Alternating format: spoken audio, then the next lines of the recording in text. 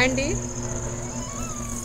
నమస్తే. ఇప్పుడే ఆకాశం అద్భుతంగా చల్లగా మారి కొంచెం చిరుజల్లు కొట్టి మాకు మళ్ళీ చల్లదాన్ని ఇచ్చి వెళ్ళిపోయిందండి.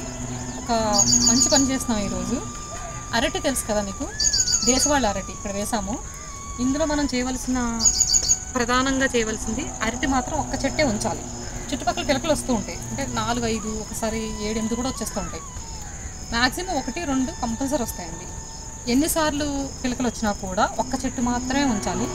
దీని గురించి చాలా పెద్ద సబ్జెక్ట్ ఉంది, నేను తర్వాత ఎప్పుడైనా క్లియర్గా అరటి ఎంతో గొప్పది, ఆ చెట్టు దేనికి ఉపయోగపడుతుంది, దాని మహత్యం ఏంటి ఇవన్నీ. నమస్తే.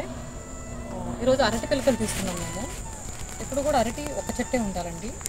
చెట్టు చుట్టుపక్కల పిలకలు వస్తూ ఉంటాయి, వాటిని సీడ్ అంటాము. ఆ దుంపల్ని సీడ్ అంటాము, అంటే విత్తనం తీసేసి వేరే చోట డెవలప్ చేసుకోవాలి. ఇప్పుడు ఇక్కడ నుంచి నేను తీసుకెళ్ళి చందానగర్ మన దగ్గర డెవలప్ చేస్తాను. ఇదంతా దేశవాళీ అరటి. ఇక్కడ ఒక 10 మొక్కలు పెట్టాము, 5 రకాలు. దీనికి ఒక్క చిన్న చెట్టుకి 4 వచ్చినాయండి, 3 తీసేసామండి. చూడండి ఎంత బాగుంది కలర్ కాంబినేషను, ఈ ఫ్రెష్నెస్, అసలు దీంట్లో ఆహారం భగవంతుడికి ఇష్టమైన ఒక చెట్టు. ఇది లేనిదే అసలు ఏ పూజ ముందుకెళ్దు. మేము ఇప్పటివరకు తవ్వి మొత్తం మొదలంతా తవ్వి ఇలా అరటి తీస్తున్నామండి. ఇక్కడ ఒకటి మొత్తం 4 పిలకలు వచ్చినాయి. ఇప్పుడు తవ్వాము, ఇగో ఇట్లా. ఇప్పుడు మళ్ళీ దీని నుంచి ఇంకొక పిలక తయారవుతుంది, చూసారా? ఇది వదిలేస్తే దీని నుంచి ఇంకోటి వచ్చేస్తుంది అనమాట. ఇది పిలక. ఇట్లా ప్రతి దానికి ఇది ఒకటండి, ఇది లాస్ట్, ఇది చిన్నది, ఇది ఒకటి. సో ఇవన్నీ ఇలా వస్తాయి. తీసేసేయాలి, తీసేసి గుంట చేసేసి నీళ్ళు ఎప్పుడు బురదలాగా ఉండాలండి అరటికి. బురద దీంట్లో మేము పుదీనా పనుగంట వేస్తాం, అది కూడా బురదలోనే వస్తుంది అనమాట. అంటే ఏ పంటలు ఎలా వస్తాయి అనేది కాన్సెప్ట్ ఉంటుంది కదండి. ఇది మనం పూజలకి గుమ్మాల దగ్గర పెడతాం కదా, దేవుడికి, వినాయకుడికి. ఇట్లా తీసుకెళ్ళి పెడితే ఇంకా మంచిది. లైవ్లో మామూలుగా కట్ చేసి పెడతారు, అలా పెట్టకుండా ఇట్లా చుట్టుపక్కల ఉన్న దుంపలు పీకేసేసి కుండీలో పెట్టుకుంటే ఫ్రెష్గా ఉంటుంది. ఒక 4-5 రోజులు పండుగ వెళ్ళిన తర్వాత కూడా దీని ఎనర్జీస్ ఇంటికి వస్తాయి అన్నమాట.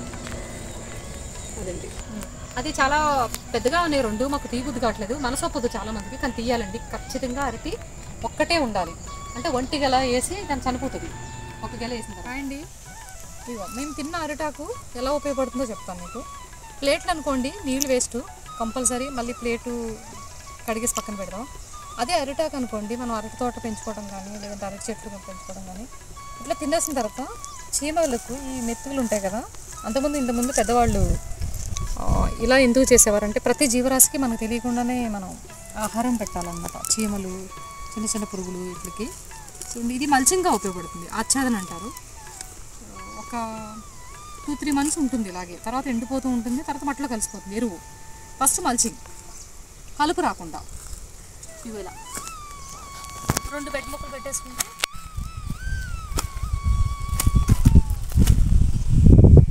దీనివల్ల ఏమవుతుందంటే, దీని కింద ఎర్త్వామ్స్, మిత్ర పురుగులు, జీవులు, పేడ పురుగులు అంటారు, చాలా రకరకాలు ఉంటాయి దాంట్లో. కనిపించినవి చిన్నవి ఉంటాయి, కనిపించేవి కొంచెం పెద్దవి ఉంటాయి.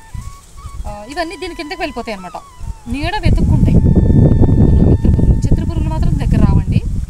సో ఇది ఒక 2-3 days తర్వాత అరిటాకు తీస్తే అడుగునంతా చెమ్మగా మంచిగా సస్టైన్ అయిపోయి ఉంటుంది. ఆ సాయిల్ అంతా ఎనర్జీస్తో నిండిపోయి ఉంటుంది అన్నమాట. గుల్ల చేయడము, దానికి అది ఆచ్ఛాదన అనేది ఒక రకంగా కాదు, చాలా రకాలుగా ఉపయోగపడుతుంది. చేయగలగాలి ఫస్ట్ ఆచ్ఛాదన చేయడం. ఇప్పుడు ఇలాంటి ఒక 1000 ఆకులు అయితే కానీ ఇక్కడ కప్పలేము. ఎక్కువ అరటి పెంచితే చెట్టు నరిగేసిన తర్వాత బొంద కూడా వేస్తారు. అది ఇంకా ఆ బొంద అయితే సంవత్సరం ఉంటుందండి, కుళ్ళిపోకుండా, కలిసిపోకుండా. ఇది ఆకు కాబట్టి కొంచెం తొందరగా